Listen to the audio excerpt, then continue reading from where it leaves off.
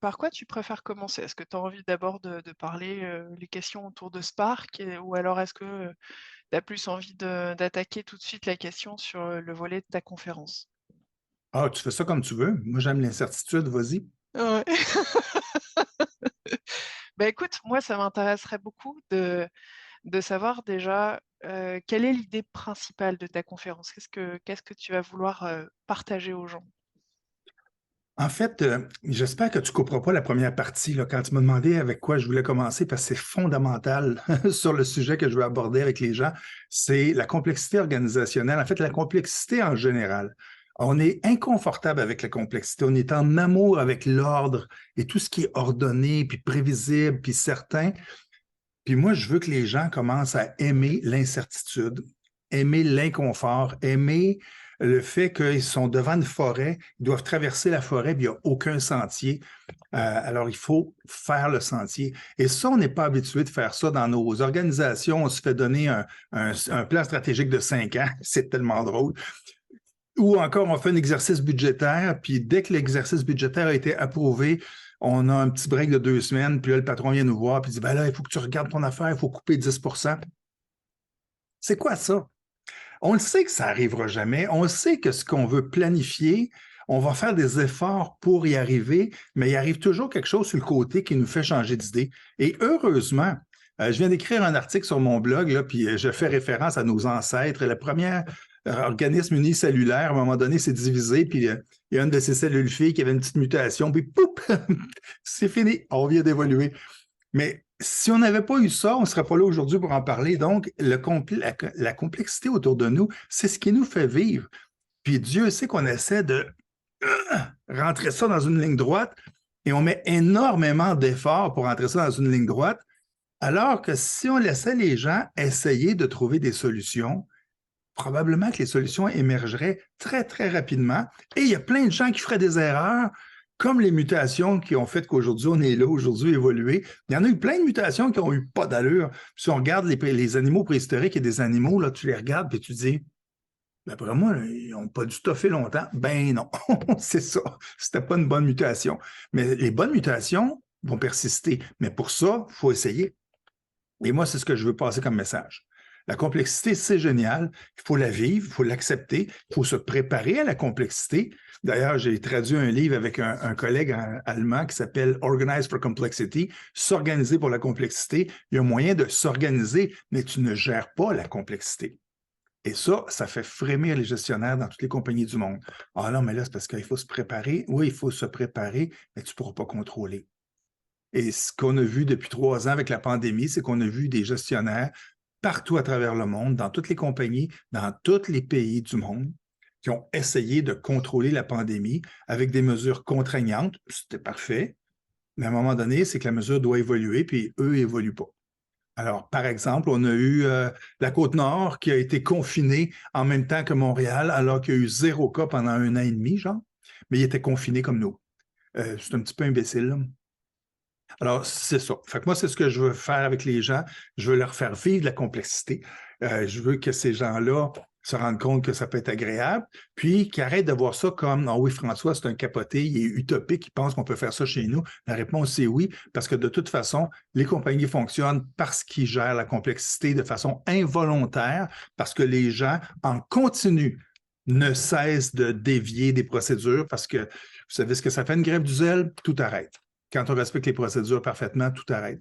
Alors, on est des êtres complexes, on vit avec la complexité, on sort du travail, puis on arrive, puis on organise une fête d'enfants. Je ne sais pas si vous avez déjà essayé ça, de gérer une fête d'enfants avec des belles activités, toutes bien contrôlées. Ça ne marche pas. À un moment donné, il y a quelque chose qui pogne, les enfants se garochent là-dessus. C'est ça la complexité. Alors moi, c'est ça que je veux faire vivre aux gens. Là, je parle beaucoup, hein? C'est ouf, c'est Ah mais intense. attends, regarde, ouais, t'inquiète pas. Alors, je me suis dit: «Je suis pas un cadeau, j'ai pas fait un cadeau» parce que tu me vois pas, puis quand on parle aux gens, c'est toujours, quand même tellement mieux de voir la tu sais, Tu viens la d'apparaître, là, par exemple. réaction, le sourire. Pardon? Là, tu viens d'apparaître, ta caméra est Ouais. allumée.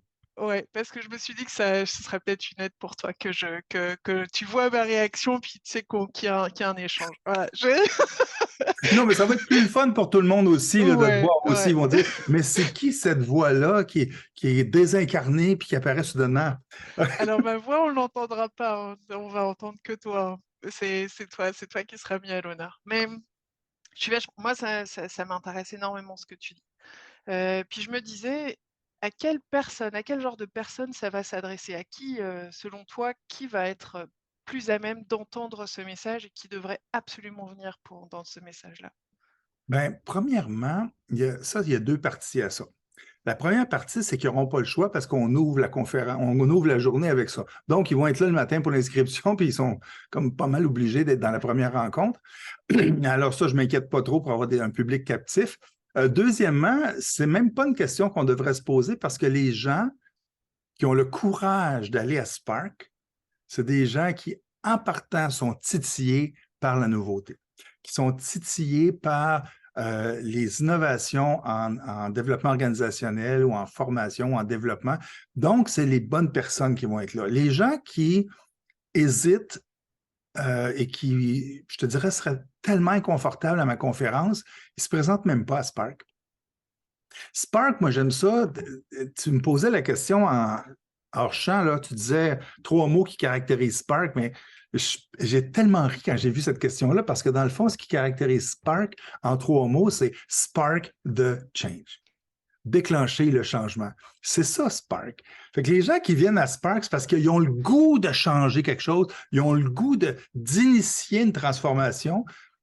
Dans certains cas, ils ne savent pas comment. Dans d'autres cas, ils aimeraient, mais ils n'ont pas le courage. Puis dans d'autres cas, ben, ils se disent peut-être que si j'y vais, je vais être avec des gens qui, comme moi, essaient de faire des choses. Il y en a qui vont avoir réussi, d'autres qui vont avoir échoué. Mais moi, je vais apprendre autant des échecs que des succès parce que je ne veux pas recommencer les échecs, puis je veux imiter les succès. Donc, moi, je n'ai pas de problème, là. Les gens qui vont être à la conférence, c'est les bonnes personnes. Il y en a qui vont avoir plus de plaisir que d'autres. Il y en a qui vont être inconfortables, puis ils sont un petit peu sadomaso, fait qu'ils vont aimer ça. Puis il y en a d'autres qui vont tout simplement exploser de joie parce que moi, mon défi, c'est de faire bouger les gens, c'est de créer justement cette étincelle-là pour que les gens se disent « Je ne savais pas qu'on pouvait faire ça ». Je ne suis Tu pas sais inquiet. Pas inquiet. En plus, ils sont captifs. Mais moi, j'ai entendu dire que vous allez barrer les portes quand ça commence. Fait qu'ils ne pourront pas partir. Bon, puis ceux qui vendredi connaissent pas encore après-midi, hein, je Spark pense que c'est un petit peu hype. et ceux qui connaissent pas encore Spark, qu'est-ce qui ferait qu'ils devraient venir à ta conférence? Bien, ceux qui ne connaissent pas Spark, avec les genres de vidéos que vous allez poster, avec le genre de questions-réponses qu'on a cet après-midi, devraient comprendre que, en fait, là, je vais t'expliquer plutôt comment moi j'ai vu ça. Mmh. Moi, j'ai entendu parler de Spark en 2014. Ça avait lieu à Toronto à l'époque. Et je trouvais ça intéressant, mais il y avait une saveur très, très agile computer science. Et moi, ça ne m'intéressait pas, sauf que je voyais les gens qui allaient présenter là-bas, dont la personne là, de qui j'ai traduit le livre, Neil Fleging. Et là, je me suis dit, si lui va là, c'est parce qu'il se passe quelque chose. Quand Spark a commencé, je crois que c'est en 2017, j'arrive là, dans le super campus Loyola de l'Université Concordia, c'était extraordinaire. Mais ce que j'ai vu, c'est 200 personnes dans une salle qui, très rapidement, je me suis rendu compte, étaient aussi capotées que moi, avaient le goût de changer. Et moi, ça m'a complètement fasciné, tellement qu'à la fin de la rencontre, spontanément, quand ils ont dit « Bon, merci à tout le monde », là, je me suis levé et je dis « Juste une minute ». Je dis « On ne peut pas partir comme ça ». Fait que là, ils ne savaient pas ce qui se passait. J'ai carrément explosé devant la groupe. J'ai dit, on vient de passer une journée, 2 jours extraordinaires. J'ai dit, je viens de me rendre compte que je ne suis pas tout seul à être capoté comme ça. J'ai dit, on est tous ici, on est tous pleins d'énergie. Je dis, on se fait un group hug, puis ça presse. Et là, tout le monde est resté surpris. Puis là, j'ai commencé à faire des hugs autour de moi, puis tout le monde se faisait des hugs. Mais ça a créé une énergie bien flyée. Les gens se demandaient qui j'étais. En fait, je me posais un peu la question moi-même, mais j'étais confortable avec mon inconfort. Mais ça a été ma première expérience de Spark. Et c'est ce que je recherche, moi, quand je parle de Spark, quand je dis que je vais aller à Spark, C'est justement cette étincelle-là, le spark. Moi, je l'ai ressenti. J'ai essayé de le redonner. Puis cette année, ben, ça va être mon but, c'est de justement d'allumer la journée pour que les gens se disent My God, ça va brasser aujourd'hui. Puis c'est pas un congrès traditionnel. En tout cas, moi, je trouve pas. J'étais allé à plusieurs congrès depuis quelques dizaines d'années. Et souvent, les congrès, c'est sûr qu'il y a une énergie, ça bouillonne, mais on sent que il y a un agenda à respecter. On sent qu'il y a des conférenciers qui sont là, qui vont faire des présentations relativement traditionnelles. À Spark, moi, je m'attends à avoir n'importe quoi. J'ai assisté à un atelier de dessin à un moment donné. D'autres fois, c'était des ateliers qui nous faisaient réfléchir d'une drôle de façon. Moi, c'est ça que je veux chercher. Il y a une année, on a un conférencier, Vikas Narula, qui nous a fait chanter. Puis là, c'est comme, qu'est-ce qui se passe? Puis là, il nous a demandé, là, écrivez, là, qu'est-ce que votre cœur vous dit de faire, votre heart's itch, qu'est-ce qui vous picote dans le cœur? Puis là, moi, j'avais écrit avec plein de couleurs, je recherche des fous qui ont le courage de changer le monde. Et ça a été mon driver pendant un an. Je prenais la même photo que je postais partout, puis je recherche des fous pour changer le monde. Mais les gens qui voient ça, puis qui répondent à cette annonce-là, ils savent qu'ils sont fous. Fait que c'est déjà une bonne partie de gagner, mais c'est ça que je recherche. Donc, moi, à Spark, je cherche des gens qui ont pas juste un désir superficiel de changer le monde. Je veux des gens qui ont une drive. Je veux rencontrer ces gens-là qui ont une drive incroyable, qui ont le goût de changer, qui sont prêts à tout essayer pour changer. Et ce que je trouve le fun, c'est qu'à Spark, on trouve des recettes comme ça. On voit des gens qui ont essayé des choses qui marchent. Ceux qui viennent nous présenter des échecs, bien, ils ne vont pas à Spark, mais on en parle entre nous. Mais finalement, on finit par trouver quelque chose. Puis en complexité, ben, c'est le secret du succès. C'est que tu essaies quelque chose, si ça marche, tu en fais plus. Si ça ne marche pas, ben, on fait attention. Mais si ça ne marche pas, ça ne veut pas dire d'arrêter d'essayer. Ça veut dire d'essayer encore plus fort. Quand, les participants qui vont venir, à ta conférence, qui viennent à Spark et cetera, mais principalement à ta conférence, comment est-ce que ces participants, en fait, ils vont pouvoir mettre en pratique ce qu'ils vont entendre ou, ce qu'ils vont vivre avec toi? Ah, je te dirais, mon expérience là-dedans, c'est de faire tomber les masques. Tout le monde est capable de faire ce que je fais. Des fois, on manque un peu de courage parce que l'organisation est contraignante ou parce qu'on a peur. Mais moi, ce que je me rends compte, c'est que les gens à l'extérieur d'une organisation, quand ils retournent chez eux, ils vivent avec de la complexité, tout le temps. Tu t'en vas en auto, tu fais Montréal-Québec, tu as besoin d'essence, tu vas arrêter à la première station d'essence que tu vois, est fermée. Ça ne fait pas partie du plan. Ben, tu en cherches une autre. Alors, tout le monde est capable de faire ça. Je ne comprends pas pourquoi, dans nos organisations, quand il y a un écueil, on se dit, bon, il faut changer le plan. À qui je vais demander la permission? Oh, il est en vacances, je ne peux rien faire. Ben, je vais attendre qu'il revienne de vacances. Oui, mais c'est 3 semaines. Ben oui, mais je ne peux pas le faire, je n'ai pas l'autorisation. Mais voyons, fais-le. Essaye quelque chose. Alors, tout le monde est capable de faire ça à l'extérieur de l'organisation. Pourquoi à l'intérieur, on attend puis qu'on vit avec des contraintes qui n'ont aucun sens? On le voit présentement là, dans le système de la santé, où un exemple très récent, évidemment, là, dans un an, on va écouter cette vidéo-là, puis on va dire de quoi il parle, la SAC présentement, la Société d'assurance automobile. C'est un foutoir, c'est une catastrophe. Qu'est-ce qui a fait qu'on s'est rendu là? Ben, moi, je soupçonne que c'est quelqu'un à quelque part qui a vu des problèmes arriver, il n'a pas osé en parler, il a laissé le problème se développer. Et on fait ça dans nos organisations. On voit qu'il y a des choses qui s'en viennent, on se dit, mais non, ça n'a pas de sens qu'ils veulent qu'on fasse. Oui, c'est dans un an, puis ben, on le sait, regarde. Puis quand ça arrive, tout le monde dit, tu savais, moi? Je le savais. Ben, si tu le savais, pourquoi tu n'as pas parlé? Ah, c'est pas ma job. C'est pas normal. Je reviens à nos ancêtres, là, nos vieux ancêtres, l'organisme unicellulaire qui, à un moment donné, a subi une mutation. Il n'a pas décidé de muter. Il a subi une mutation. Puis parce que soudainement, une de ses cellules filles avait une mutation, bien, cette cellule fille-là a dû s'adapter à sa mutation. Puis dans certains cas, c'était bon. Elle était capable de continuer à vivre dans son environnement. Dans d'autres cas, c'était pas bon, mais elle est morte. Correct. On n'a pas de Non. choix. On n'a pas de choix d'avoir des mutations puis d'essayer des choses. Donc, c'est applicable immédiatement. C'est de se dire, qu'est-ce qui m'empêche de faire ça? Alors, est-ce que ce serait des gestionnaires? Est-ce que ce serait, tu sais, dans l'entreprise, qui va être le plus à même d'être, tu sais, à qui ça va parler en fait, ça? En fait, mon expérience avec des activités qui perturbent, c'est que la plupart des gens vont être inconfortables au début en imaginant plus les risques potentiels que ce qui va arriver en fait. Alors, c'est sûr que les gens qui viennent à Spark, il y a des gestionnaires. C'est souvent des gestionnaires de ressources humaines, de formation qui vont être là ou de DO. Mais si ces gens-là qui écoutent la vidéo aujourd'hui sont capables d'attacher un de leurs gestionnaires d'opération, ils vont probablement avoir un bon impact en revenant. Parce que moi, je dis toujours aux gens qui viennent à mes événements, moi, je fais des collectifs de réflexion, des think tanks sur différents sujets. Puis je dis toujours aux gens, venez pas seul, venez avec un collègue. Ah, c'est ça, tu veux vendre un billet de plus pour tes affaires. Même pas, je veux juste t'aider.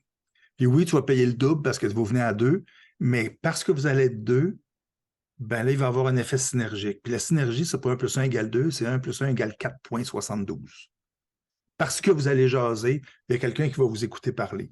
Alors, les gens qui viennent, si vous voulez vraiment avoir de l'impact, ça coûte tellement pas cher, Spark. Là. Je ne sais même pas c'est combien, mais ça n'a jamais été cher, Spark. Venez avec un gestionnaire. Venez avec un gestionnaire qui, de toute façon, a probablement plus de budget que vous. Forcez-le à venir. Puis vivez l'expérience avec un gestionnaire. Assurez-vous seulement de ne pas y parler pendant la journée, qu'il s'en aille se perdre avec une autre gang. Comme ça ne sera pas de votre faute s'il arrive quelque chose. Mais au moins, cette personne-là va vivre quelque chose, peut-être qu'on ne prendra pas, peut-être va être inconfortable, mais vous qui êtes à Spark parce que vous voulez, vous allez être capable de rassurer cette personne-là.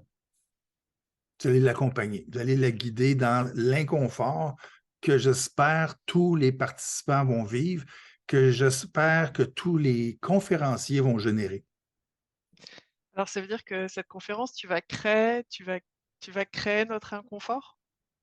Ah ben, j'espère. Ah non, non, mais j'espère.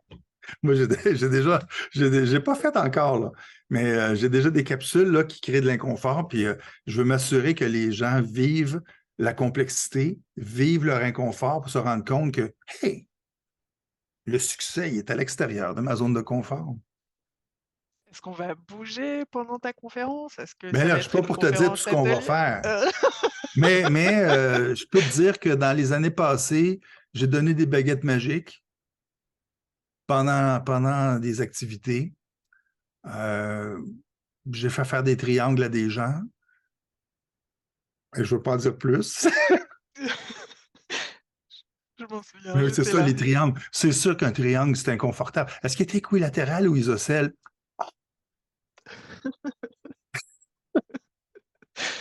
Et puis pour revenir à donc bon, ta conférence va être sur la complexité, voir comment est-ce qu'on peut, gérer ou même pas gérer la complexité, mais la vivre pleinement, Mhm. si je le comprends, puis, en tirer parti et puis grandir à travers cette complexité. C'est ça. C'est en plein ça. Si je reprends Spark, puis tu nous avais dit, d'où ça venait, d'où ça c'était super intéressant. J'ai bien aimé savoir comment tu avais découvert Spark, comment tu l'avais vécu et puis, comment est-ce que tu avais fait. Je trouve ça passionnant. Selon toi, puis je crois que tu l'as dit un petit peu, puis je suis désolée si je te fais répéter. Quand on dit: «À qui s'adresse Spark?» À qui va s'adresser l'événement? Tu dirais: «Mais ça, ces gens-là, là, eux, il faut absolument qu'ils viennent parce que eux, ils vont être des bons moteurs et c'est l'événement pour eux». Ce serait qui ces gens-là? Ouais. Là, c'est une drôle de situation parce que cette question-là, je la pose à mes clients quand je veux savoir qui devrait venir à mes activités.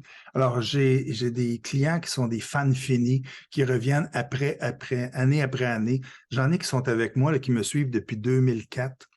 Et à chaque année, ils reviennent à des activités. Des fois, il y a une interruption, mais ils reviennent encore. Et puis, c'est malheureux, mais je prêche pour la paroisse avec ces gens-là. Eux sont convaincus, ils n'ont pas besoin de se faire dire quoi faire. Et souvent, je leur dis, mais qui est-ce qui devrait venir avec toi? Et c'est malheureux, mais tous ceux qui ne viennent pas devraient venir.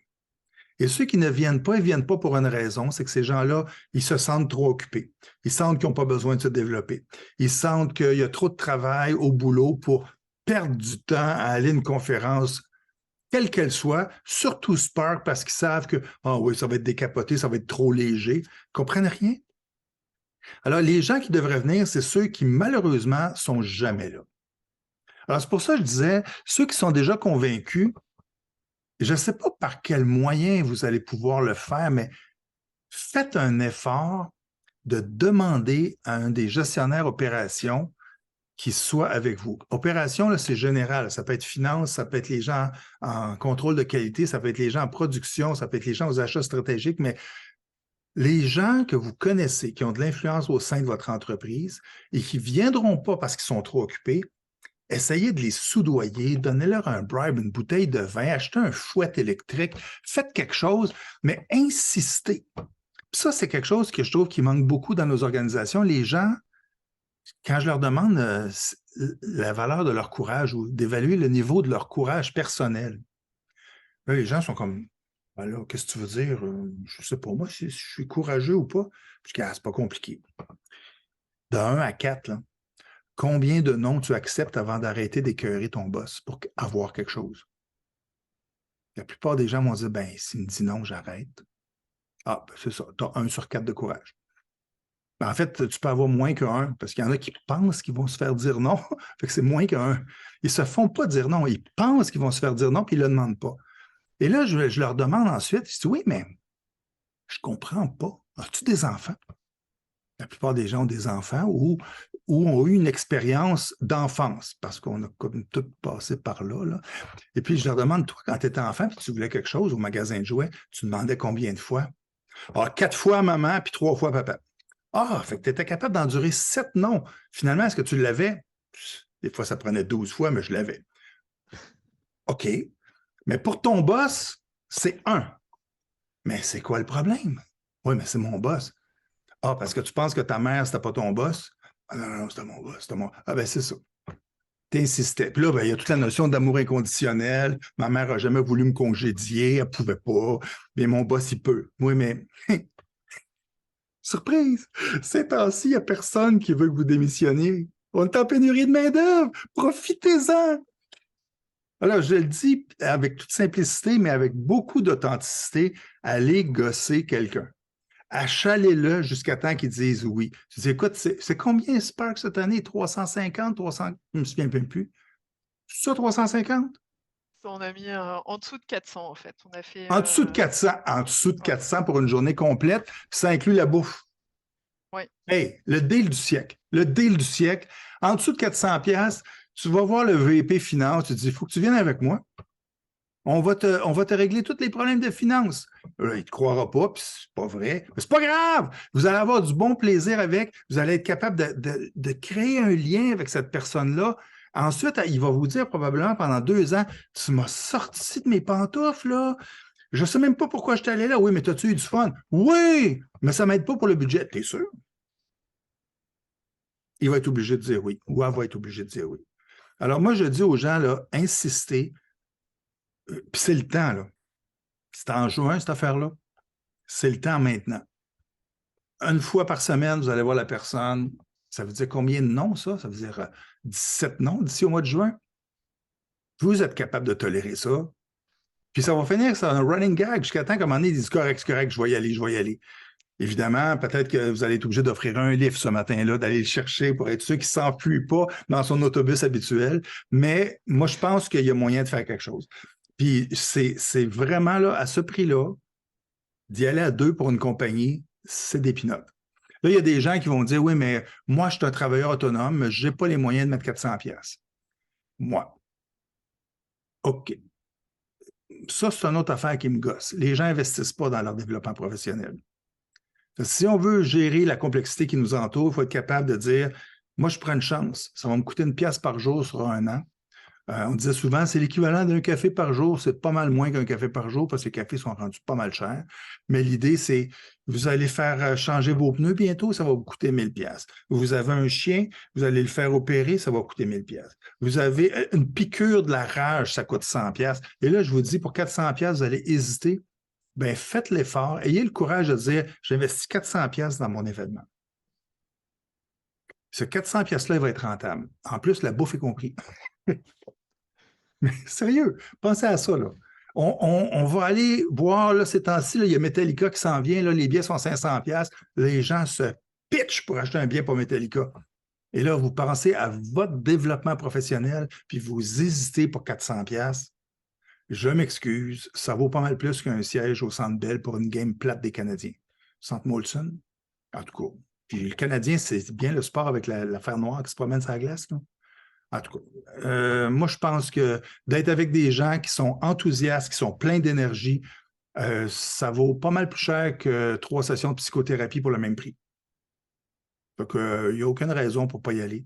C'est ça. Mais bon, ça, c'est moi. Il y en a qui trouvent que je suis un peu capoté, mais il y en a qui trouvent que je suis beaucoup capoté. Il y en a qui ne peuvent pas m'endurer. Mais on va barrer les portes, vous allez être dans la salle, vous allez être obligé de l'endurer, la conférence. Ouais. Tu sais, j'étais là aux conférences où bah, on a fait les triangles, savoir où est-ce qu'on se positionnait par rapport à la personne. On devait choisir 2 personnes, puis faire Ah, former t'étais un là, triangle à t'étais baguette. Ouais, là. ouais, j'étais là, OK, bien sûr, j'étais là. J'étais là aussi pour les baguettes magiques où bah, tu les as OK. et on devait chercher en dessous de nos chaises, il y avait 3 baguettes magiques, il me semble, dans la conférence. Là, ce qui m'intéresserait, c'est comment est-ce que l'idée de cette conférence sur la complexité, sur ces choses-là, comment est-ce que ça t'est venu? Qu'est-ce qui t'a donné l'envie de partager ce message-là, aux personnes? En fait, c'est ce qui est autour de moi. Alors, moi, je dis que je suis un biologiste organisationnel. J'ai fait une maîtrise en biologie moléculaire. Donc, l'ADN, les mutations, c'est pas des paroles en l'air. J'en ai fait des mutations, j'ai séquencé de l'ADN, j'ai travaillé avec ça.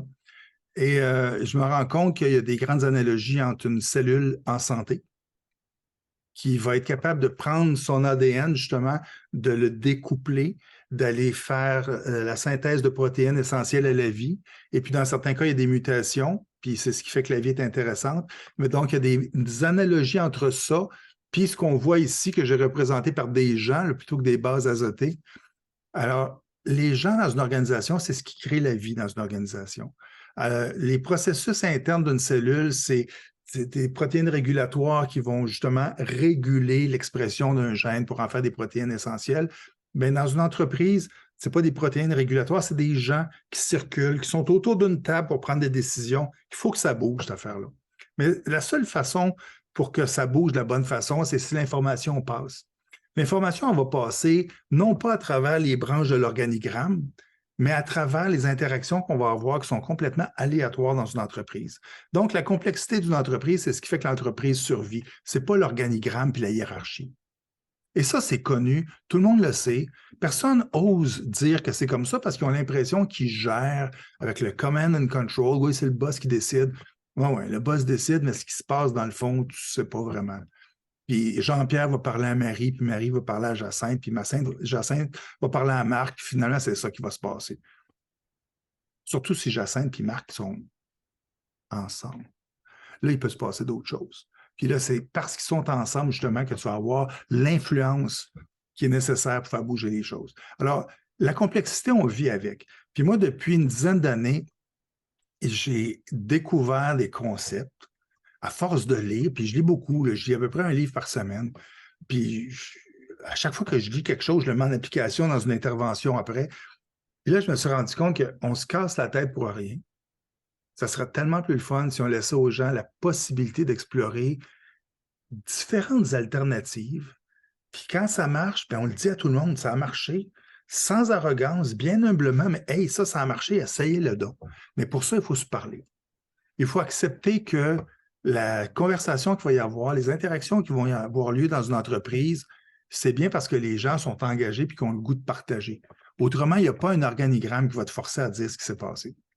D'ailleurs, les premières expériences de gestion là, sur le réseau ferroviaire américain en 1860, un dénommé McCollum avait énoncé des principes de gestion. Puis un de ces principes, c'est quand tu parles à ton boss, résume pour qu'il comprenne.